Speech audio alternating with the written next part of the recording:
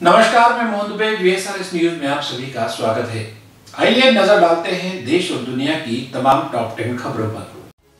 26 जनवरी को दिल्ली में उग्र प्रदर्शन के बावजूद दिल्ली सरकार ने किसानों को एंट्री की इजाजत दे दी है। ये परमिशन 22 जुलाई से लेकर 9 अगस्त तक है। प्रदर्शन शाम 5 बजे तक चलेगा। दिल्ली डिजास्टर मैनेजमेंट अथॉरिटी ने शर्तों के साथ प्रदर्शन की मंजूरी दी है। भारतीय किसान यूनियन के लीडर राकेश टिकैत जंतर मंतर पर पहुंच चुके हैं। इससे पहले वे सिंघू बॉर्डर पहुंचे थे। यहां से बसों के जरिए वे किसानों के साथ प्रदर्शन स्थल आए। प्रदर्शन में सिर्फ 200 किसान शामिल हुए। वे जंतर मंतर पर किसान संसद लगाएंगे।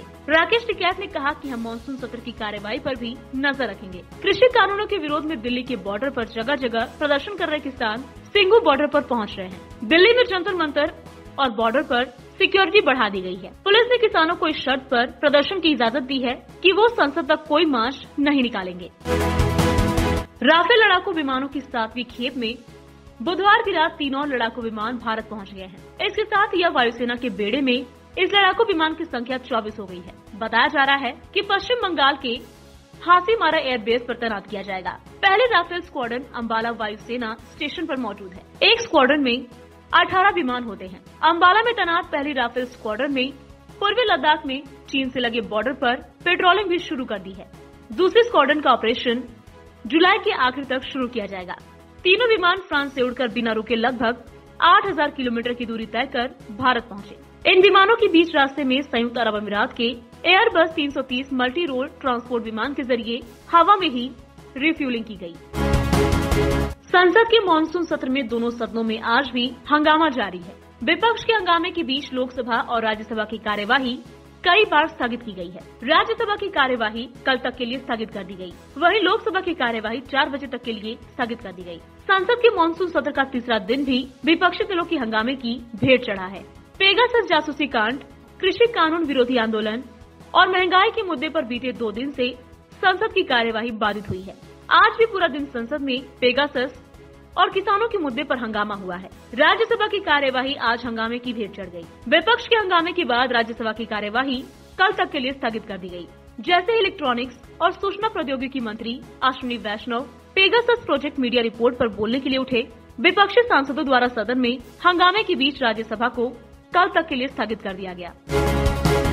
देश में कई नेताओं और मीडिया कर्मियों के फोन की टैपिंग तथा जासूसी के मामले में लखनऊ में कांग्रेस ने शांति मार्च निकाला। पुलिस ने इस मार्च की अनुमति न होने तथा इसमें शामिल होने के आरोप में शामिल विधान परिषद सदस्य दीपक सिंह को कई कार्यकर्ताओं के साथ गिरफ्तार किया। दीपक सिंह को यहां परिवर्तन चौक से बड़ी संख्या में कांग्रेस नेताओं के साथ गिरफ्तार कर इको गार्डन भेजा गया। इसके साथ ही कई नेताओं को हाउस अरेस्ट भी किया गया है। जातिगत जनगणना के मुद्दे पर राष्ट्रीय जनता दल पीछे हटने वाला नहीं है। आरजेडी सुप्रीमो लालू प्रसाद यादव ने इस पर आवाज बुलंद की थी। अब नेता प्रतिपक्ष तेजस्वी यादव की रणनीति 26 जुलाई से शुरू होने वाले बिहार विधानमंडल के मानसून सत्र के दौरान इस मुद्दे को गर्म करने की है। स्पष्ट है कि इस मुद्दे पर विपक्ष मुख्यमंत्री नीतीश कुमार सहित सत्तारूढ़ दलों को घेरने की तैयारी में है। तेजस्वी ने स्पष्ट किया है कि ये मुद्दा देश की करीब 65% आबादी के वर्तमान और भविष्य से जुड़ा हुआ है। यूपी में योगी आदित्यनाथ की सरकार बनने के बाद से ही कानून व्यवस्था पर पूरा ध्यान दिया जा रहा है। अपराध में लिप्त लोगों पर लगातार एक्शन लिया जा रहा है। सीएम योगी ने अब राज्य के युवाओं को भी गलत काम नहीं करने की नसीहत दी है। उन्होंने युवाओं से अपील करते हुए कहा कि वो किसी के भी बहकावे में न आए। इसके साथ ही उन्होंने साफ किया कि जो भी गलत गतिविधियों में लिप्त पाया जाएगा उसकी प्रॉपर्टी जब्त कर ली जाएगी। सीएम योगी ने कहा कि जिसको भी अपनी प्रॉपर्टी जब्त करवानी हो वो गलत काम करे। उन्होंने कहा कि राज्य सरकार कानून व्यवस्था को दुरुस्त करने के लिए हर संभव कोशिश कर रही है। यही वजह है कि अब राज्य में इंफ्रास्ट्रक्चर डेवलप हो रहा है और निवेश आ रहा है। सीएम ने बताया कि इससे राज्य के 1.61 करोड़ से ज्यादा युवाओं को रोजगार मिल सका है।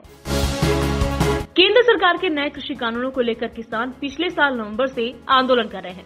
आज कांग्रेस के सांसदों ने पार्टी के पूर्व अध्यक्ष राहुल गांधी की अगुवाई में संसद में प्रदर्शन किया। किसान आंदोलन को लेकर राहुल गांधी ने मोदी सरकार पर निशाना साधते हुए कहा कि वे असत्य, अन्याय, अहंकार पर अड़े हैं।